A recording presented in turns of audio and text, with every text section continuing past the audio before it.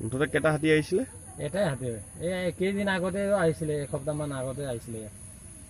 সুলভ মূল্য দোকানীজন ক'ত গ'ল এতিয়া বৰ্তমান? এতিয়া আহি কিনে বাঁহ ধাৰ কাটি আছে, এইটো বনাব কিজানি। কিমান চাউল আছিলে এনে? 7 পেকেট আছিলে চাউল।